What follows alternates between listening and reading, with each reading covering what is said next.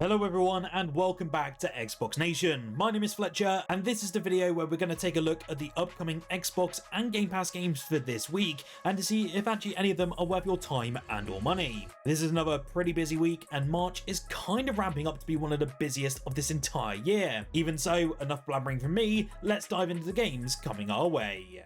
First up on the 3rd, we have the release of Pilgrim EX, and I know that this is quite highly anticipated by many of you out there. This was first revealed at the Summer Games Fest all the way back last year, and it quickly became the fan favourite thanks to its retro-inspired visuals and faithful adaptation of the series' signature humour and also its energy. This newest entry though will take place in Toronto, where the city has essentially fallen under control of 3 rival factions, that being the vegans, the robots and the demons. It has been stated that Brian O'Malley has written an entirely new narrative for this game, with the story really staying true to the series' tone and humour. We will also be able to choose between 7 playable characters, all of which having upgrades and customization options through different coins. It looks like a fairly decent package, and it's great to finally see a brand new Scott Pilgrim game, as I know this franchise is just so beloved by many of you out there. You have heard me rant and rave about Kingdom Come Deliverance 2 many times here on the channel as of late, so I'm going to keep this bit a little bit shorter than usual. It is officially coming to Xbox Game Pass on the 3rd, and this is an RPG you need to experience as soon as possible, as Warhorse did a spectacular job with it. Again, it will be following Henry on a quest of redemption, revenge and camaraderie across the beautiful and ever-vibrant world of Bohemia. I will stand on this hill and say that Kingdom Come Deliverance is one of the best RPG series that's ever been made. It's just that good. This is a great addition to the library. It's also coming to Ultimate and PC, but also Premium as well, which is just great to see.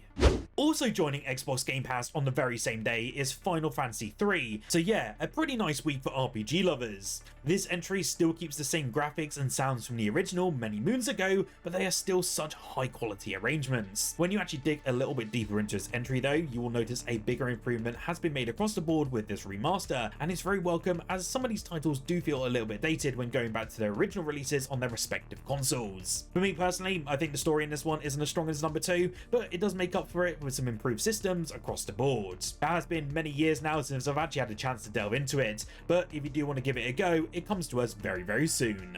I do totally expect as well that we will get more Xbox Game Pass news this week on this coming Tuesday. Do make sure to subscribe down below as you don't want to miss out on all the latest and greatest Xbox content. It would also be great to see you join the largest independent Xbox community here on YouTube, as over 67% of you aren't subscribed, and that's a real shame. I have some awesome stuff on the way, including a review for Crimson Desert, Planet of Lana 2 and so much more. With that though, let's dive into the remaining games, as there's a remaster coming our way that's over a decade late.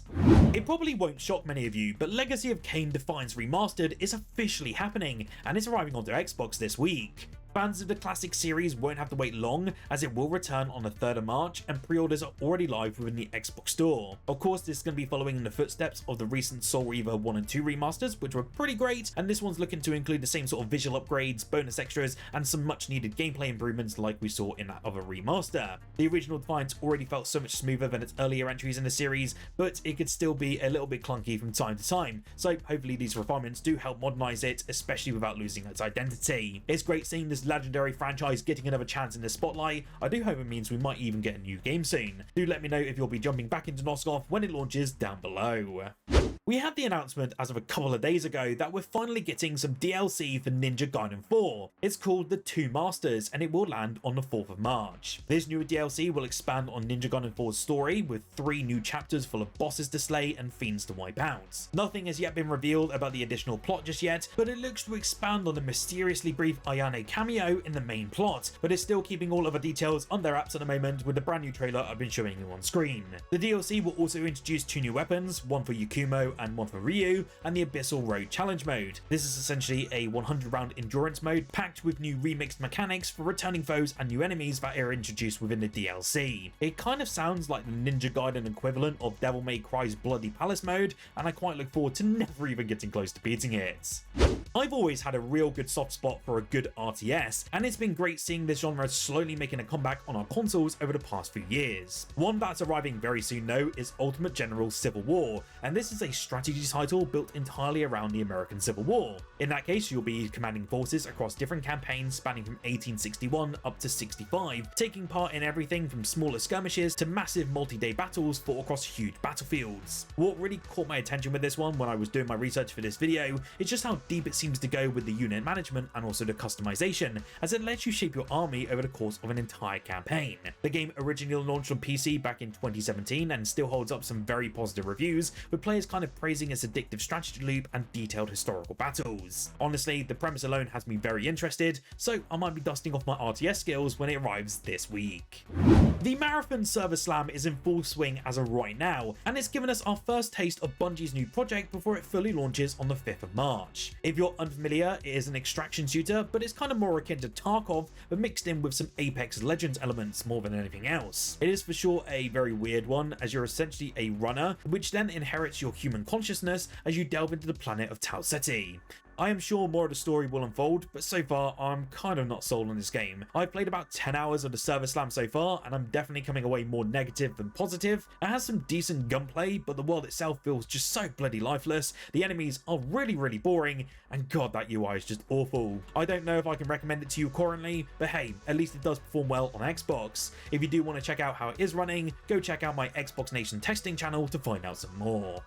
One game I cannot wait for you to experience this week is Planet of Lana 2, and I've been playing this one over the past couple of weeks, and my review will be live the day before on the 4th of March. Even so, the full launch is obviously going to be the 5th, and it will be landing day one onto Xbox Game Pass. This one though is going to follow Lana and a lovable companion named Yui as they explore the inner secrets of the planet Novo. This one is looking massively improved over the original and brings in even more mechanics which we have yet to experience. You can expect a lot of awesome platforming and puzzles like we did receive in the original, but that's all alongside that utterly gorgeous art direction and its incredible soundtrack. It is really hard for me not to give you an idea about what to expect, but you will certainly want to keep an eye out and stay tuned for my Planet of Lana 2 review, which will be landing towards the end of this week. One game that really caught my attention pretty recently comes from Saber Interactive, the same studio known for SnowRunner and Expedition games, and also Space Marine 2, believe it or not. But this time they're trying something completely different with Docked, and it will be arriving on the 5th. In this one, you step into the role of a dockyard operator who's responsible for rebuilding your family's port after a destructive hurricane. The focus is on managing day-to-day operations, unloading incoming ships, repairing damaged infrastructure, and then just maintaining large industrial equipment while slowly expanding the business. What really surprised me most is just how detailed everything looks here. It's got really realistic systems and precise vehicle handling that play a big role in the overall experience. There seems to be a huge amount to manage right from the start, which should really appeal to all of you who kind of enjoy those deepest simulation games. Saber definitely rarely misses these days with these kinds of projects, so this could easily be another standout release from this team. Sumerian 6 has been on my radar since it launched on PC a little while back now, and we are all going to finally receive it on our Xbox consoles towards the end of this week. This one follows the Enigma Squad, who are a team of commandos composed of the world's greatest scientists, who then combine their skills to conduct secret missions in their fight against the Third Reich. It then takes us across different continents in this sort of Commandos-esque experience, and of course, stealth planning and using abilities are going to be your key to success. It takes the core mechanics like we see with the Mimi games, but mixes it in with Nazis from the Commando series, and then spikes it with some fun supernatural elements. It is very highly rated and sits at a 94% very positive rating over on Steam, with some even saying it might be better than most games within the Commandos and Desperados franchises. I will again have my review out for this week, so do please stay tuned for more details very soon.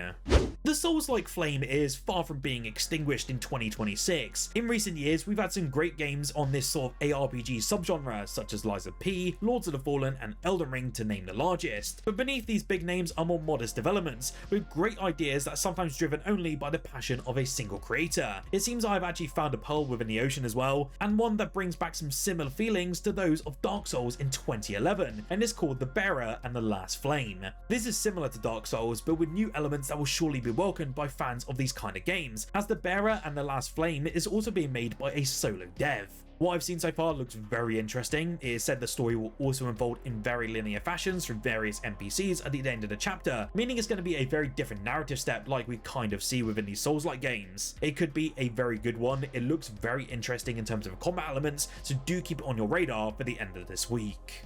Personally, I'm still a little bit mixed on Mirage 7, as it's looking a little bit janky around the board, but what is here does sound at least very promising, and I'm kind of hoping it just lands well. This game is a dark fairy tale third-person adventure with a very unique blend of fantasy and sci-fi elements. You are essentially placed deep in an arid desert after a reconnaissance drone crashes from the sky. This explosion then rocks a secret underground military base, and a mysterious hybrid is then awoken within. You then take control of Nadira, who seeks to embark on a desperate quest and find a lost princess named Tashma. We will traverse rolling seas of sand and explore forgotten ruins, piecing together long buried secrets through environmental storytelling and also puzzle solving. Nadira is also going to be joined by Gigi, her loyal lizard companion, who then also plays a key role in navigating the world's intricate environmental challenges. Like I said, it does seem pretty cool. It does look a little bit lacking graphically, but hey, I'm a little bit skeptical in this one. It could really land, but we'll just have to wait and see.